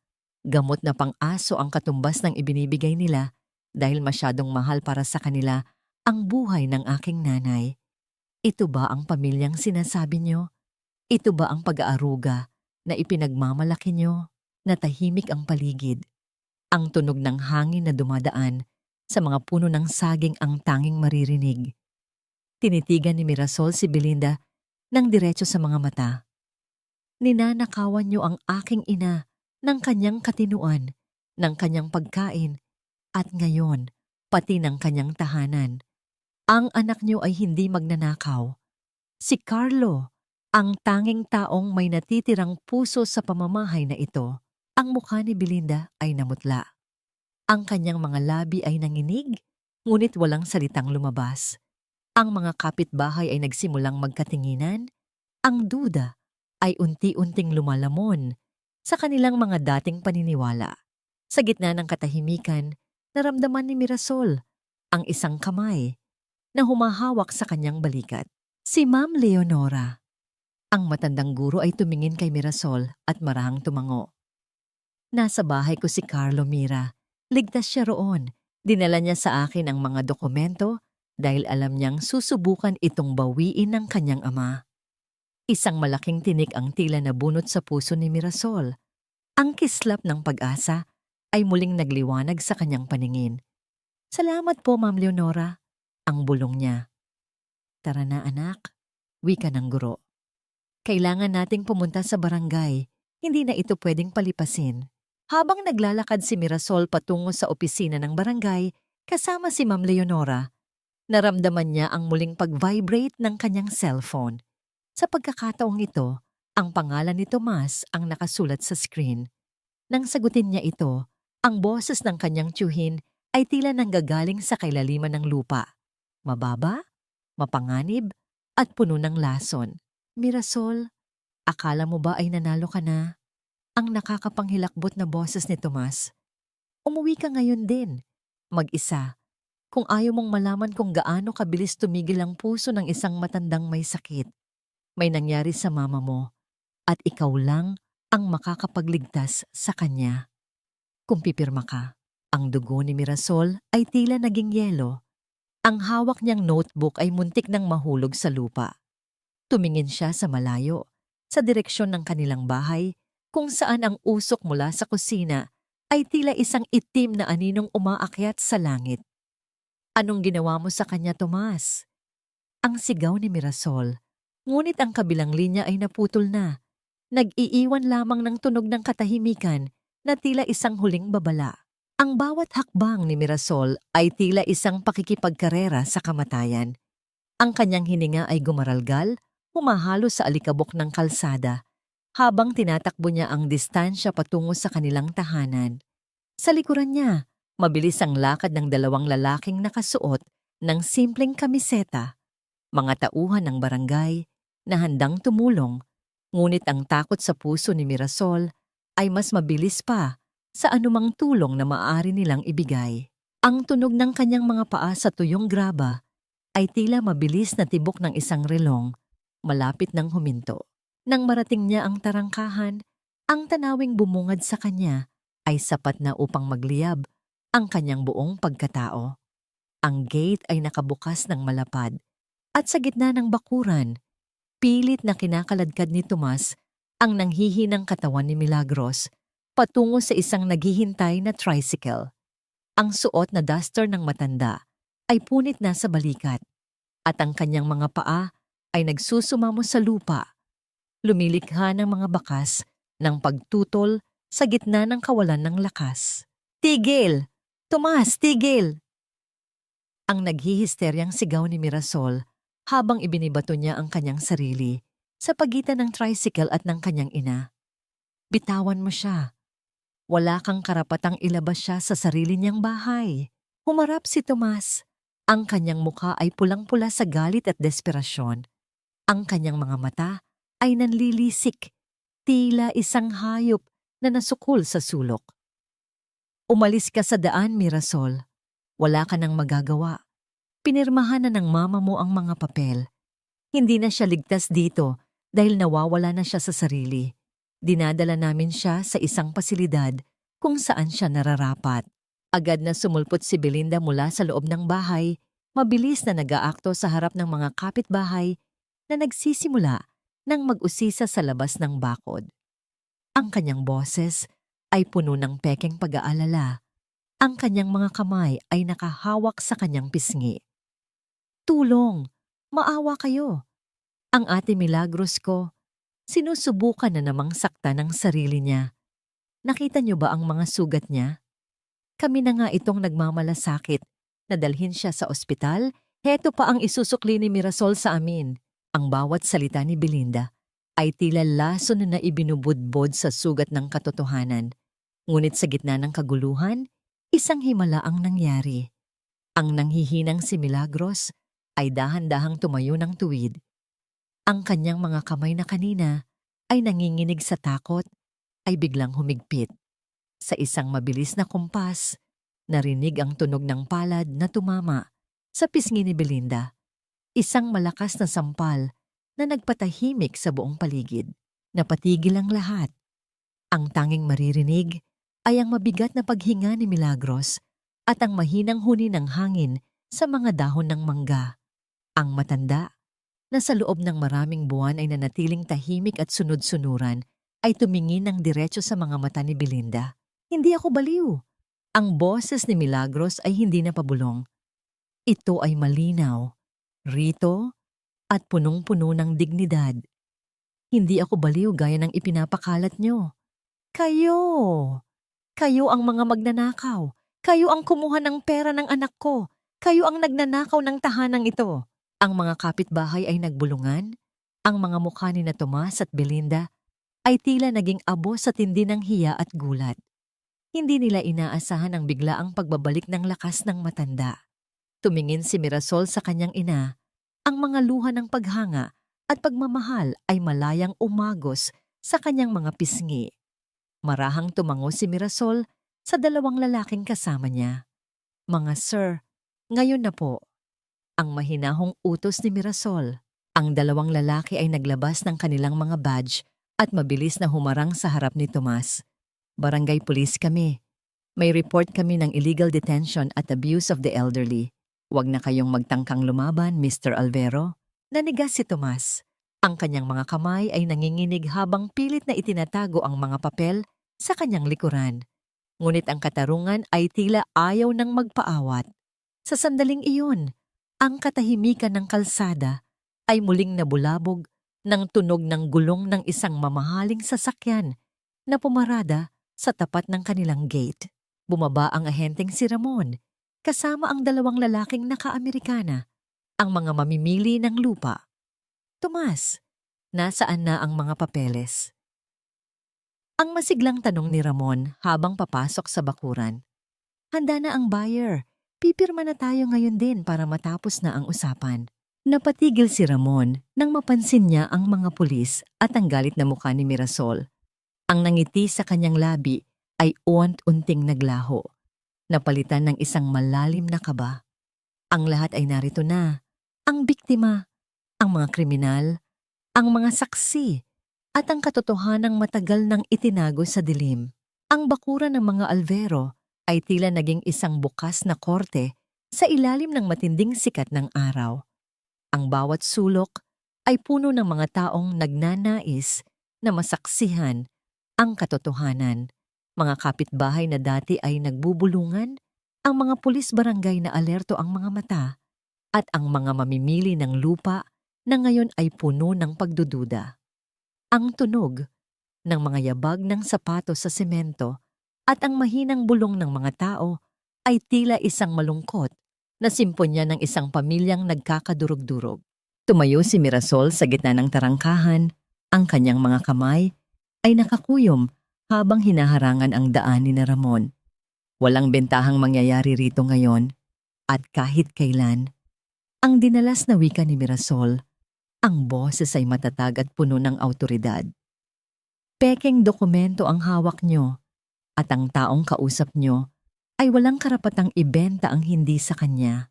Tumawa ng pilit si Tomas, isang tunog na puno ng kaba at pagtatangka na isalba ang kanyang dangal. Huwag niyo siyang pakinggan, Mr. Ramon. Nag-iinarte lang ang pamangkin ko dahil gusto niyang masolo ang mana. Alam naman nating lahat na baliw na ang kapatid ko at kailangang ibenta ang lupang ito para sa kanyang pagpapagamot. Hindi ako baliw, Tomas.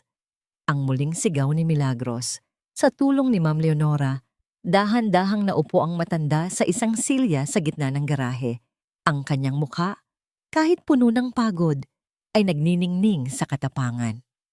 Ang tanging baliw rito ay ang taong naniniwalang kaya niyang nakawin ang pag-aari ng sarili niyang kadugo. Lumapit ang isang lalaking naka-Amerikana mula sa panig ni Mirasol, isang abogado na kanina papalihim na nagmamasid. Inilabas niya ang isang makapal na folder. Ayon sa record ng bangko at sa pagsisiyasat ng aming opisina, mahigit 5 milyong piso ang nawala sa account ni Senyora Milagros sa loob ng 2 taon. Ang lahat ng withdrawal slips ay may huwad na pirma na hindi tugma sa orihinal na sulat kamay ng may-ari. Mr. Tomas, may paliwanag ka ba sa mga pirma na tila ginawa ng isang taong nagmamadali? Ang mga kapitbahay ay nagsimulang mag-ingay. Ang mukha ni Belinda ay tila naging putik sa tindi ng hiya. Biglang sumulpot si Aling Pura mula sa damdong. Ang kanyang mga mata ay nanlilisik sa galit habang nakaturo kay Belinda. Sinungaling ka, Belinda. Kayo ang nagpahirap sa matanda. Sabi mo sa akin ay inaalagaan niyo siya. Pero nakita ko kung paano niyo siya ikinulong sa bodega. Pamilya ba ang tawag dyan? Mga hayop kayo. Napaatras si Ramon, ang ahenteng siyang kasabwat ni Tomas. Sandali lang. Wala akong alam dito. Sabi ni Tomas ay legal ang lahat ng papel. Tumingin ang mga mamimili ng lupa sa isa't isa. Ang kanilang mga mukha ay puno ng pandidiri. Mabilis nilang kinuha ang kanilang mga gamit at tumalikod. Ayaw namin ng gulo. Hanap na lang tayo ng ibang lupa, Ramon. Ayaw naming madamay sa krimen ng pamilyang ito. Nang makita ni Tomas na paalis na ang kanyang huling pag-asa para sa pera, tila nawala ang huling hibla ng kanyang katinoan. Humagalpak siya ng tawa, isang nakakakilabot na tawa na puno ng pait at desperasyon. Itinuro niya ang kanyang nanginginig na daliri kay Milagros. "Sige, ipakulong niyo ako. Kunin niyo na ang lahat." Ang hiyaw ni Tomas, ang kanyang boses ay tila isang sumpa. "Pero bago niyo gawin yan, sabihin mo sa kanila, Milagros, sabihin mo sa kanila kung paano kita isinalba noong mga bata pa tayo. Noong mamatay ang mga magulang natin at wala tayong makain, sino ang nagnakaw para may mailaman sa tiyan mo? Sino ang tumigil sa pag-aaral para lang makatapos ka? Wala kang utang na loob. Ang bahay na ito ay maliit na kabayaran lang sa lahat ng isinakripisyo ko para sa iyo." Nanahimik ang lahat. Ang bawat salita ni Tomas ay tila isang mabigat na pasanin na ibinibintang sa balikat ni Milagros. Ang matanda ay napayuko. Ang kanyang mga mata ay napuno ng luha habang naaalala ang nakaraan. Alam ni Tomas kung saan tatama ang kanyang huling bala, ang damdamin ng pagkakautang na loob na siyang pinakamabigat na tanikala sa kulturang Pilipino. Tumingin si Tomas kay Mirasol na may isang mapanuyang ngiti. "Akala mo ba ay madali itong matatapos, Mira? Ang katarungan mo ay nakatayo sa ibabaw ng mga sakripisyo ng taong tinatawag mong halimaw ngayon. Ano, Milagros?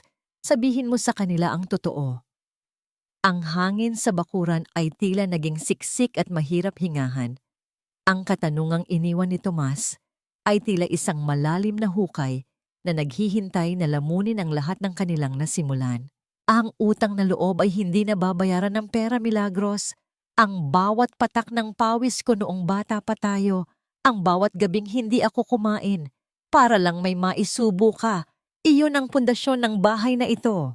Ang boses ni Tomas ay tila isang malupit na hagupit na nag-iwan ng sugat sa katahimikan ng bakuran.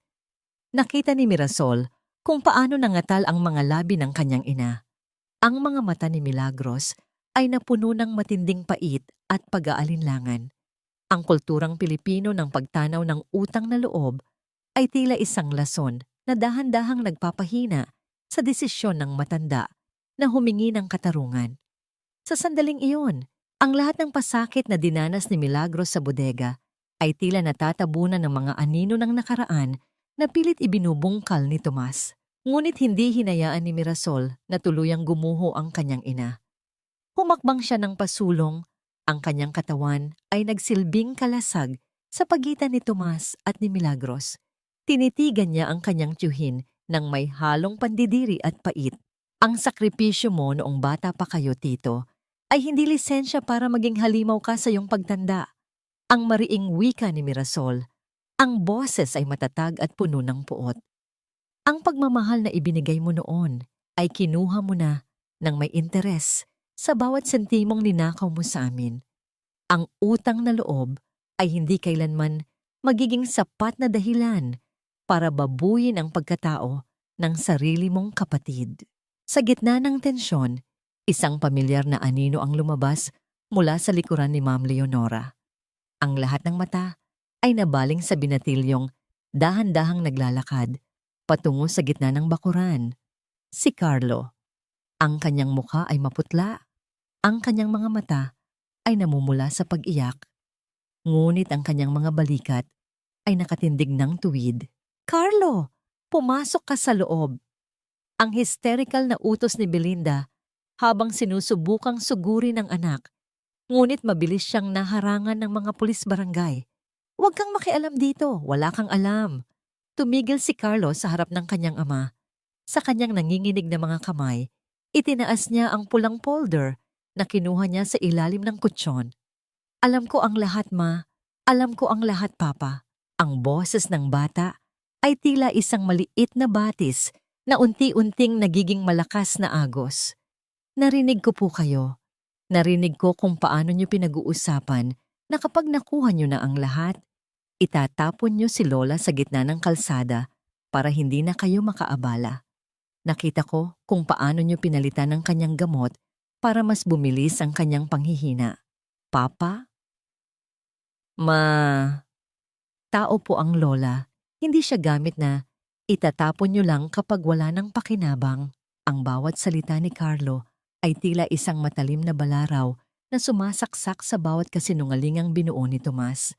Ang mga kapitbahay ay napahawak sa kanilang mga dibdib. Ang ilan ay hindi na napigilang mapaluha sa tindi ng emosyong bumabalot sa paligid.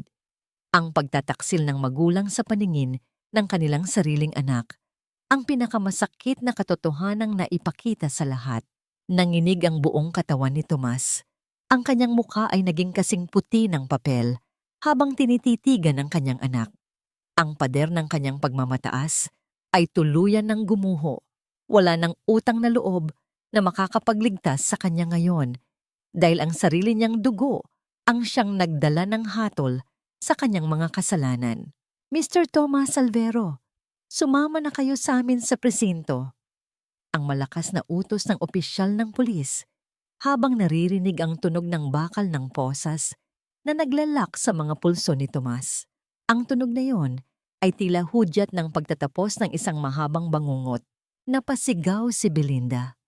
Isang tunog ng desperasyon na umalingaw-ngaw sa buong kalsada habang pinapanood niyang kinakaladkad ang kanyang asawa patungo sa sasakyan ng mga awtoridad. Ngunit walang sinuman sa mga kapitbahay ang lumapit upang umaliw sa kanya. Sa halip, ang lahat ay tumalikod, iniwan silang mag-asawa sa gitna ng kanilang sariling kahihiyan. Nang tuluyan ng makaalis ang mga pulis, ang bakuran ay binalot ng isang mabigat na katahimikan. Lumapit si Mirasol sa kanyang ina at mahigpit itong niyakap.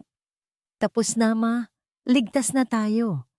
Ngunit sa gitna ng kanilang pagyakap, naramdaman ni Mirasol ang biglang pagbigat ng katawan ni Milagros.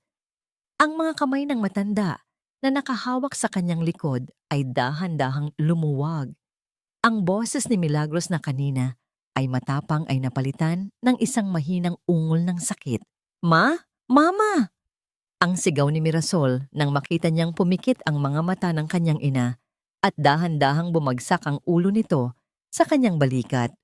Ang matinding stress at emosyon ng huling ilang oras ay tila siningil ang mahinang katawan ni Milagros. Sa gitna ng tagumpay ng katarungan, ang takot ay muling bumalik sa puso ni Mirasol habang hawak-hawak niya ang walang malay na katawan ng kanyang ina sa ilalim ng lumulubog na araw. Ang amoy ng ospital ay malabnaw na hinaluan ng amoy ng gamot at ang malamig na katahimikan ng pasilyo. Sa loob ng silid, tanging ang mahinang tunog ng monitor na nagpapakita ng regular na tibok ng puso ni Milagros ang bumabasag sa katahimikan ng gabi. Nakaupo si Mirasol sa gilid ng kama, ang kanyang mga kamay ay mahigpit na nakahawak sa tuyot at nangingitim na palad ng kanyang ina. Tinitigan niya ang mukha ni Milagros, ang bawat kulubot, ang bawat peklat ng paghihirap at ang labis na pamumutla na tila ba isang babala ng kamatayan na muntik na nilang hindi malampasan. Isang matinding pagsisisi ang dahan-dahang lumulunod sa puso ni Mirasol. Inisip niya noong nasa Italia pa siya na sapat na ang magpadala ng pera. Akala niya, ang mga numerong nakasulat sa bankbook ay katumbas na ng seguridad at pagmamahal. Ngunit sa bawat bakas ng paasa na nakikita niya sa mga braso ng ina, napagtanto niya ang kanyang malaking pagkakamali. Ang perang ipinadala niya ay naging panggatong lamang sa kasakiman ng iba, habang ang kanyang ina ay naiwang mag-isa sa gitna ng apoy. Patawad, ma. Patawad dahil wala ako rito noong kailangan mo ako. Ang pabulong na panalangin ni Mirasol habang idinadampi ang kanyang noo sa kamay ng ina. Ang kanyang mga luha ay tahimik na pumatak, nababasa ang puting kumot ng ospital. Hindi na kita iiwan. Hinding-hindi na. Lumabas ang doktor mula sa pinto at binigyan siya ng isang malungkot, ngunit positibong balita. Ang kanyang ina ay dumaranas ng malubhang malnutrisyon at matinding sangtsansang emosyonal o trauma. Ang kanyang katawan ay bumigay dahil sa tindi ng stress at kakulangan ng sustansya. Ngunit ang kanyang puso, kahit sugatan, ay nananatiling matatag. Kailangan nila ng mahabang panahon para sa paghilom, hindi lang ng katawan, kundi pati na rin ng kaluluwa. Nang sumikat ang unang liwanag ng araw sa bintana ng ospital, narinig ni Mirasol ang marahang pagkatok sa pinto. Bumukas ito ng dahan-dahan at sumungaw ang mukha ni Carlo. Ang binatilyo ay tila hindi nakatulog. Ang kanyang mga mata ay mugto at ang kanyang mga balikat ay nakayuko sa bigat ng hiya. May dala siyang isang maliit na lalagyan ng mainit na sarsa na siya mismo ang nagluto. Ate Mira, kumusta po si Lola? Ang mahinang tanong ni Carlo, hindi makatingin ng diretso sa mga mata ni Mirasol. Tumayo si Mirasol at lumapit sa bata. Imbes na galit, isang mainit na yakap ang ibinigay niya kay Carlo. Salamat, Carlo. Salamat sa pagpunta. Okay na ang lola mo. Magpapahinga lang siya. Pinatuloy ni Mirasol ang bata at sabay silang naupo sa tabi ng kama. Hindi nagtagal. Dahan-dahang nagmulat ng mata si Milagros. Ang kanyang paningin ay malabo pa noong una. Ngunit nang makita niya ang kanyang anak at ang kanyang apo, isang mahinang ngiti ang sumilay sa kanyang mga labi. Wala siyang sinabing anuman, ngunit dahan-dahang itinaas ng matanda ang kanyang nanginginig na kamay at inilapag ito sa ulo ni Carlo. Isang haplos ng pagpapatawad. Isang kumpas na nagpaparamdam na ang bata ay hindi dapat magdala ng kasalanan ng kanyang mga magulang. Bago matapos ang umaga, kinuha ni Mirasol ang bagong asul na shawl na sutla mula sa kanyang bag. Ang regalong pinag-ingatan niya mula sa Roma. Maingat niyang binalot ang malambot na tela sa mga balikat ng kanyang ina. Ang kulay asul ay tila nagdala ng buhay sa maputlang balat ni Milagros. Para sa iyo ito, ma. Ang ganda-ganda mo rito. Kinabukasan, habang nananatili si Carlo sa ospital upang bantayan ng lola, nagpasya si Mirasol na bumalik muna sa kanilang bahay upang kumuha ng ilang mahahalagang kagamitan at linisin ang bakas ng nagdaang gulo. Ang bahay ay tahimik, isang uri ng katahimikan na nakakabingi at puno ng mga multo ng nakaraan. Pumasok siya sa silid na dating ginagamit ni Tomas. Ang amoy ng alak at alikabok ay naroon pa rin.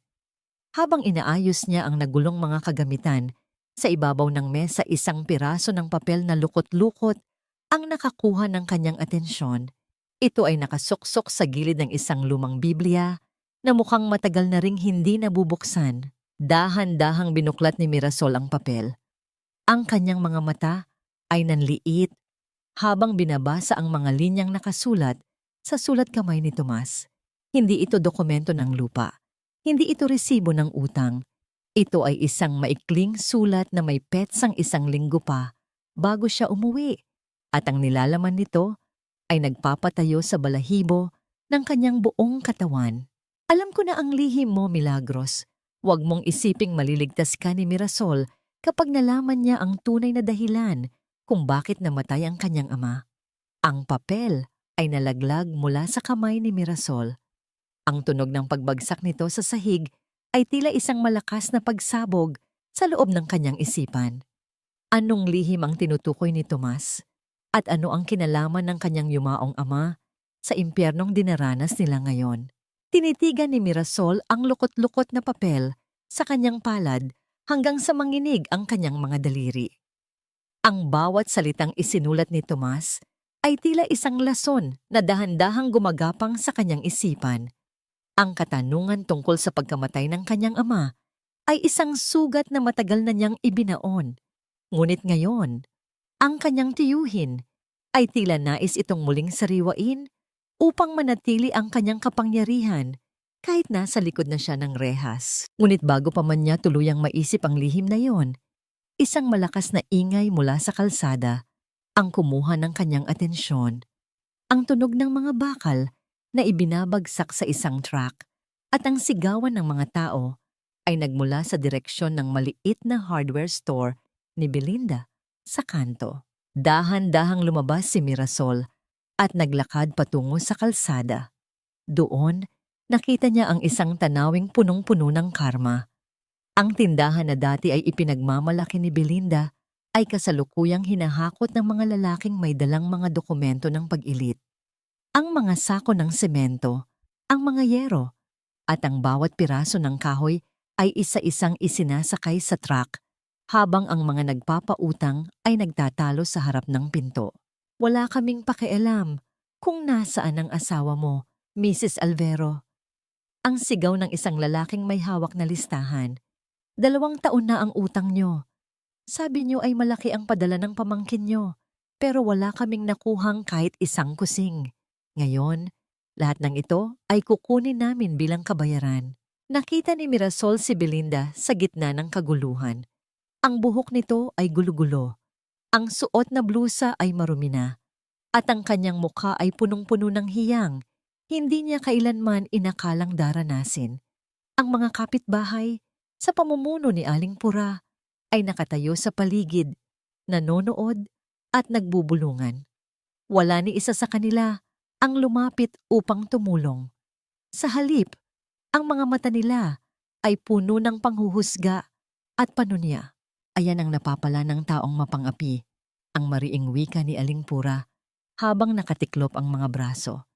Akala mo kung sinong reyna, magnanakaw din pala ng sariling kadugo. Nang makita ni Belinda si Mirasol na nakatayo sa di kalayuan, bigla itong tumakbo patungo sa kanya. Nadapa pa ang tiyahin sa putikan, ngunit mabilis itong bumangon at lumuhod sa harap ng tarangkahan ni Mirasol. Ang kanyang mga kamay ay mahigpit na nakahawak sa bakal na rehas. Mira, maawa ka. Ang nagsusumamong hiyaw ni Belinda, ang boses ay basag na sa pag-iyak. Tulungan mo ako. Wala na kaming matitirhan. Kinuha na nila ang tindahan. Pati ang apartment namin ay kukunin na rin bukas. Maawa ka sa amin, Mira. Pamilya tayo, 'di ba? Tumingin si Mirasol sa babaeng nasa kanyang paanan. Wala siyang naramdamang galit, wala ring saya. Ang tanging naroon ay isang malalim na pagod at kawalan ng pakiramdam. Ang salitang pamilya na ginagamit ni Belinda ngayon ay tila isang maruming basahan na pilit na idinidikit sa kanyang malinis na hangarin. Pamilya? Ang mahinahong tanong ni Mirasol, ang boses ay kasing lamig ng simoy ng hangin sa gabi. Noong ikinukulong niyo ang mama sa bodega, naisip niyo ba ang salitang pamilya? Noong pinapakain niyo siya ng tira-tirang pagkain habang nagpapakasasa kayo sa pera ko, pamilya ba ang tawag niyo doon? At noong pinilit niyo siyang pirmahan ang pagbebenta ng bahay na ito, pamilya pa rin ba kami sa inyo? Mira, nagkamali kami. Maawa ka. Higbi ni Belinda. Ang kanyang noo ay nakasandal sa malamig na bakal ng gate. Inani mo lang ang itinanim mo, auntie. Ang huling wika ni Mirasol. Ang bahay na ito ay hindi na muling magbubukas para sa mga taong pilit itong winasak. Huwag ka nang babalik dito. Dahan-dahang tumalikod si Mirasol. Ang tunog ng kanyang mga yabag sa semento ay tila naging hudyat ng pagtatapos ng kapangyarihan ni na Tomas at Belinda. Inilabas niya ang isang susi mula sa kanyang bulsa.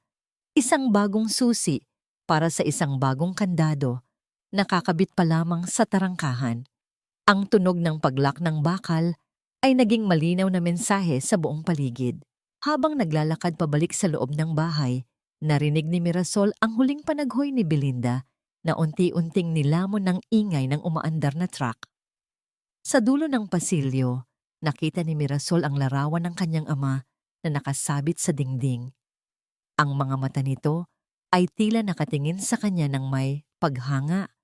Ngunit sa kabilang banda, ang lihim na hawak niya sa kanyang bulsa ay tila isang mabigat na bato na muling nagpaparamdam ng presensya nito.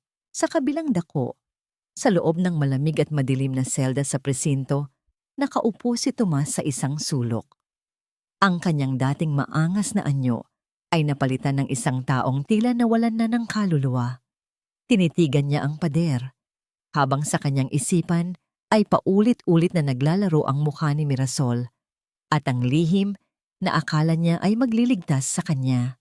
Ang karma ay hindi lamang dumating sa anyo ng rehas, kundi sa anyo ng pag-iisa at sa katotohanang kahit ang sarili niyang anak ay tinalikuran na siya. Pumasok si Mirasol sa silid ng kanyang ina at tiningnan ang malinis na higaan na naghihintay sa pag-uwi ni Milagros. Sa ilalim ng malambot na ilaw, ang lihim ni Tomas ay tila nawalan ng talim. Ano man ang katotohanan yon, hindi na niya hahayaang maging biktima muli ang kanyang ina. Ang katarungan ay nakamit na, ngunit ang tunay na laban para sa kapayapaan ay nagsisimula pa lamang. Ang bawat hakbang ni Milagros sa loob ng kanilang tahanan, matapos siyang makalabas ng ospital, ay puno ng pag-aalinlangan.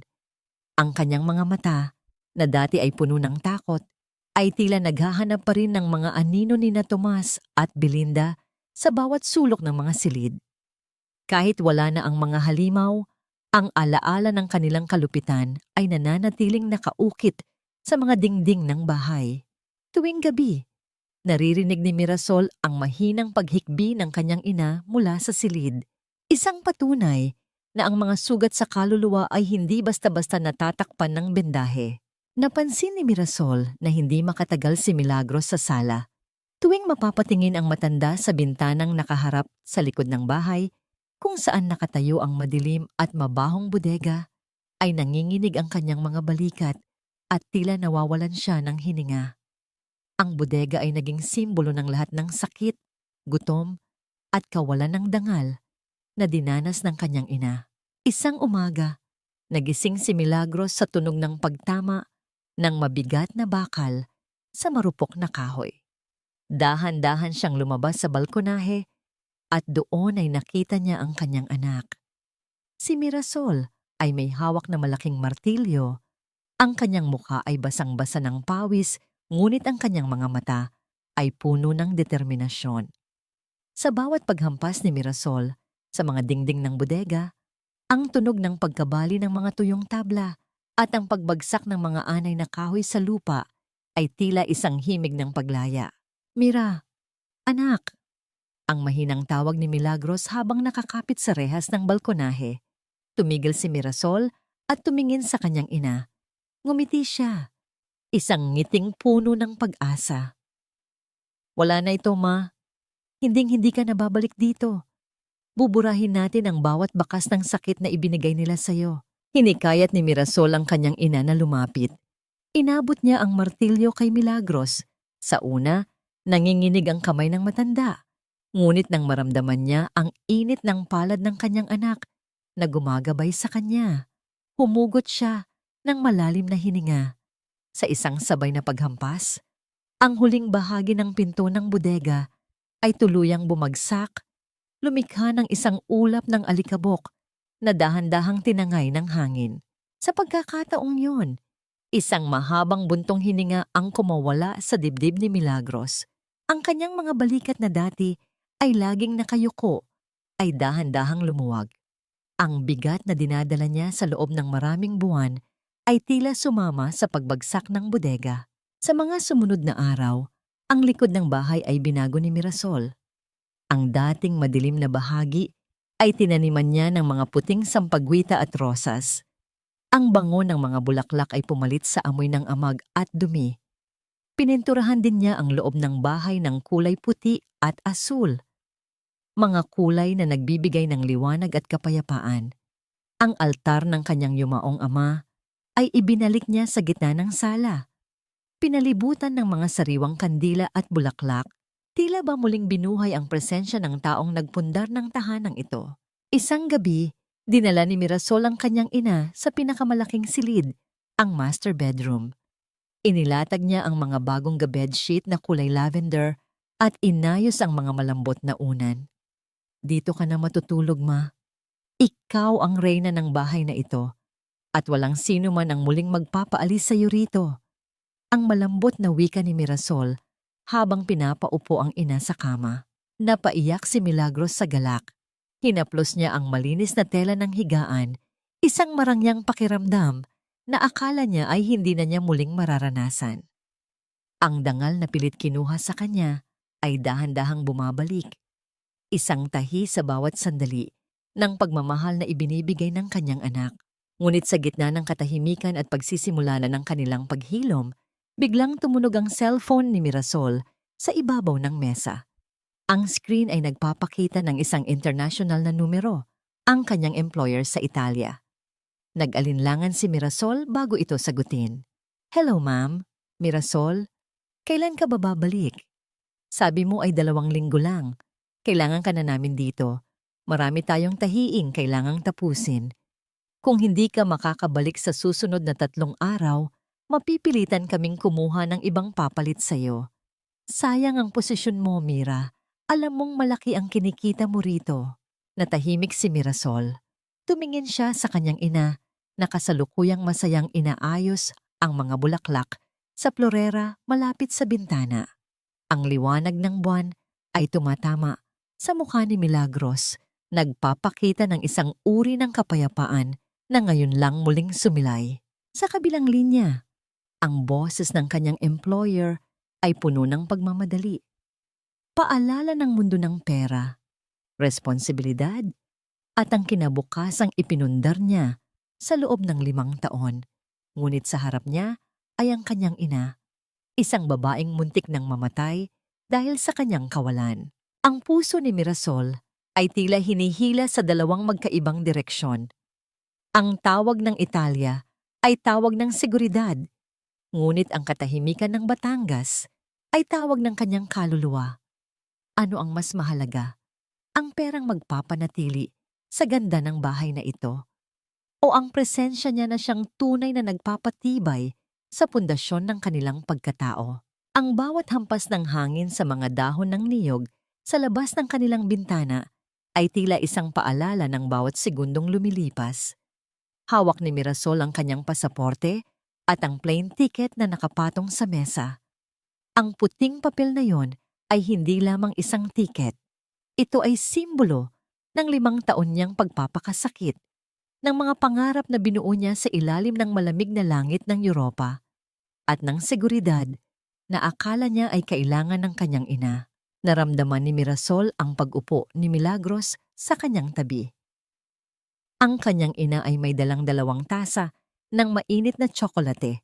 Ang bango nito ay humahalo sa amoy ng mga bagong bukang sampagitas sa hardin. Hinaplos ni Milagros ang kamay ng kanyang anak. Ang kanyang mga daliri ay hindi na kasing lamig at kasing nginig noong unang gabi ng pag-uwi ni Mira. "Anak, naririnig ko ang tawag ng amo mo kagabi." Ang mahinahong simula ni Milagros. "Huwag kang mag-alala sa akin. Malakas na ako. Kaya ko na ang sarili ko rito. Bumalik ka na sa Italia para sa pangarap mo. Ayaw kong maging pabigat sa kinabukasan mo." Tiningnan ni Mirasol ang kanyang ina. Nakita niya ang mga bakas ng pagtanda at ang mga peklat na iniwan ng kalupitan ni Tomas. Ngunit nakita rin niya ang labis na pagmamahal sa mga mata nito. Isang pagmamahal na handang magsakripisyo muli, handang mag-isa muli, para lamang sa kagalingan ng anak. Isang masakit na kurot sa puso ang naramdaman ni Mirasol. Naalala niya ang bawat padala niya ng pera, ang bawat balikbayan box na puno ng mga mamahaling gamit. Ngunit wala ni isa sa mga yon ang nakapagtanggol sa kanyang ina noong tinatrato itong hayop sa sariling tahanan. Ang pera ay nakakabili ng sofa, nakakabili ng telebisyon, ngunit hindi nito kayang bilhin ang bawat sandaling ninakaw ng distansya. "Ma, noong umalis ako, akala ko ang pangarap ko ay ang makapagpadala ng maraming pera." Ang basag na tinig ni Mirasol. "Akala ko, kapag maganda ang bahay natin, masaya na tayo. Pero habang naroon ako, naghihirap ka rito. Ang pangarap na kailangang iwanan ng mahal sa buhay para lang mabuhay ay hindi pangarap. Isa itong parusa." Dahan-dahang kinuha ni Mirasol ang plane ticket mula sa mesa. Ang tunog ng pagpunit ng papel ay naging malinaw at mariin sa gitna ng katahimikan ng silid. Pinunit niya iyon sa 2, sa 4, hanggang sa maging maliliit na piraso na tila mga talulot ng bulaklak na nahuhulog sa sahig. "Dito na ako, Ma. Hindi na ako aalis. Ang tunay na tahanan ay hindi ang gusaling ito, kundi ang bawat sandaling magkasama tayo. Ang pangako ni Mirasol habang niyayakap ng mahigpit ang kanyang ina. Sa mga sumunod na buwan, ang bahay ng mga Alvero ay muling nabuhay. Ginamit ni Mirasol ang kanyang huling ipon upang ayusin ang harapang bahagi ng bahay at gawin itong isang maliit ngunit magandang tiyemba ng pananahi. Ang kanyang karanasan sa Italia bilang mananahi ay naging daan upang mabilis na dumagsa ang mga customer. Pinangalanan niya itong Mira at Milagros Tailoring. Ang tunog ng makina ng pananahi ay naging musika ng kanilang bagong simula, isang ritmo ng pag-asa at pagsisikap. Si Carlo ay naging katuwang din nila. Sa tulong ni Mirasol, nakapasok ang bata sa isang vocational school sa bayan upang mag-aral ng mekaniko. Tuwing hapon, pag-uwi mula sa eskwela, tumutulong si Carlo sa pag-aayos ng mga kagamitan sa bahay at palaging may dalang mga prutas para sa kanyang lola. Ang bata na dati ay kinitlan ng boses ng kanyang sariling mga magulang ay muling natutong tumawa.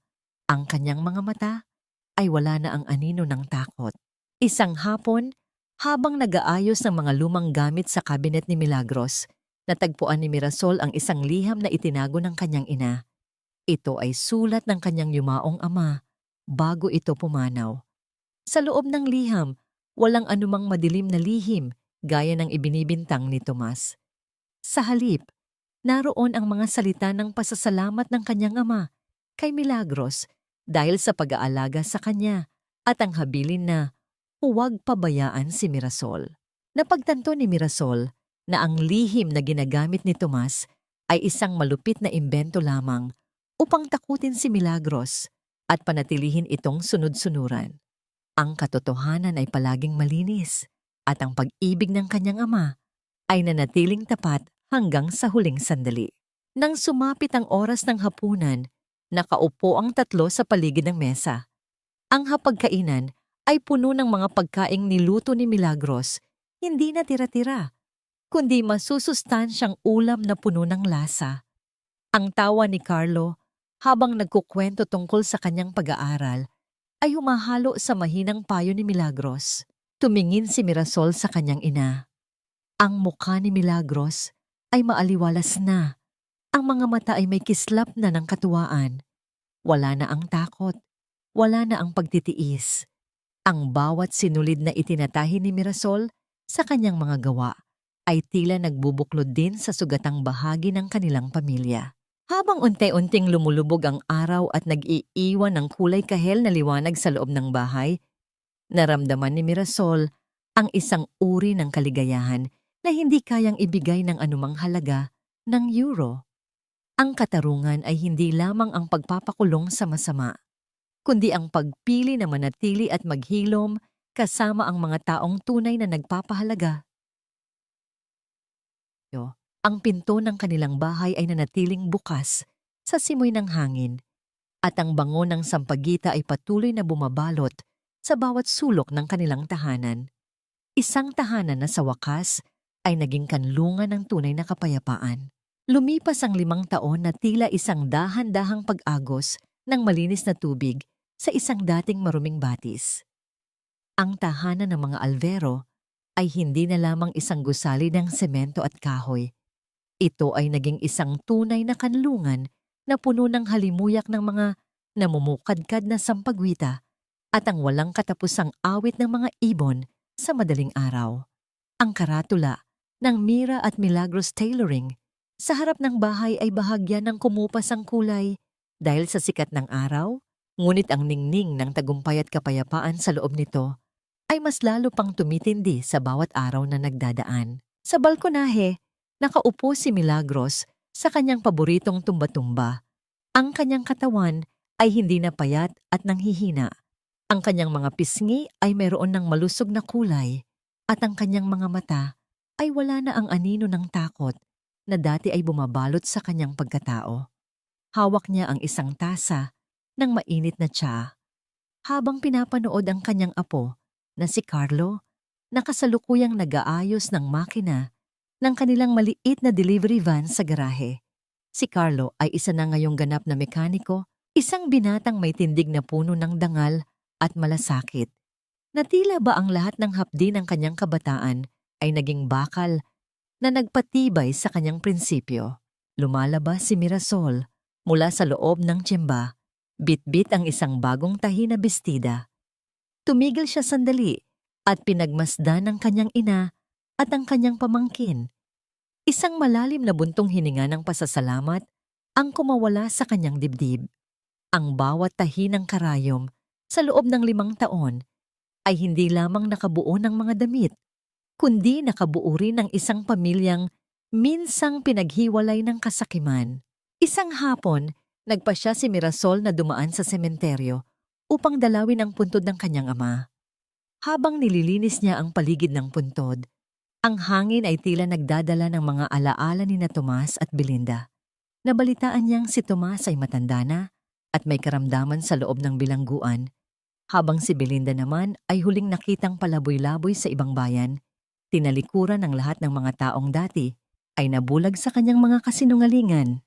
Tinanong ni Mirasol ang kanyang sarili kung napatawad na ba niya ang kanyang sariling kadugo. Huminga siya ng malalim at dahan-dahang hinaplos ang malamig na marmol ng puntod ng kanyang ama. Ang pagpapatawad na pagtanto niya ay hindi nangangahulugang ang mga ginawa nila ay naging tama. Pinatawad niya sila hindi dahil karapat-dapat sila, kundi dahil ayaw na niyang hayaan ang puot na magkaroon ng puwang sa kanyang puso. Pinatawad niya sila upang ang kanyang sariling kaluluwa ay maging malaya mula sa kadena ng nakaraan. Ang tunay na katarungan ay nakamit na, at ang pagpili sa kapayapaan ay ang huling hakbang ng kanyang paghilom. Nahanap na ba nila ang tunay na kapayapaan? Ang sagot ay makikita sa bawat hapunan kung saan ang tawanan ay malayang umaalingaw-ngaw sa kusina. Makikita ito sa bawat gabi na mahimbing ang tulog ni Milagros nang walang anumang takot sa dilim. At makikita ito kay Mirasol na hindi na kailangang tumingin sa malayo dahil ang lahat ng halaga ng kanyang buhay ay narito na sa kanyang piling. Ang aral na iniwan ng kanilang kwento ay tila isang gabay para sa lahat ng mga Pilipinong nangangarap sa malayo. Ang tunay na kayamanan ay hindi nasusukat sa kapal ng sobre ng perang ipinapadala buwan-buwan, kundi sa init ng presensya at sa katapangan na ipagtanggol ang dignidad ng mga mahal sa buhay. Ang utang na loob ay hindi kailanman dapat maging dahilan ng pang-aabuso. Ang tunay na pasasalamat ay naipapakita sa pamamagitan ng paggalang at tunay na pagkalinga. Ang pag-ibig, kapag hinaluan ng katarungan at paninindigan, ay ang pinakamalakas na kuta laban sa anumang bagyo ng buhay. Habang naglalakad si Mirasol pabalik sa kanilang tahanan sa ilalim ng kulay kahel na langit ng takip silim, naramdaman niya ang isang uri ng katahimikang hindi kailanman mabibili ng anumang pera sa mundo. Ang pinto ng kanilang tahanan ay nakabukas, ang liwanag mula sa loob ay hudyat ng isang masayang pagsasama. At sa bawat hakbang niya, alam ni Mirasol na sa wakas, siya ay nasa tamang lugar. Ang kanyang kwento ay hindi na tungkol sa sakit ng pag-alis, kundi tungkol sa tamis ng pananatili at sa liwanag ng isang bagong simula.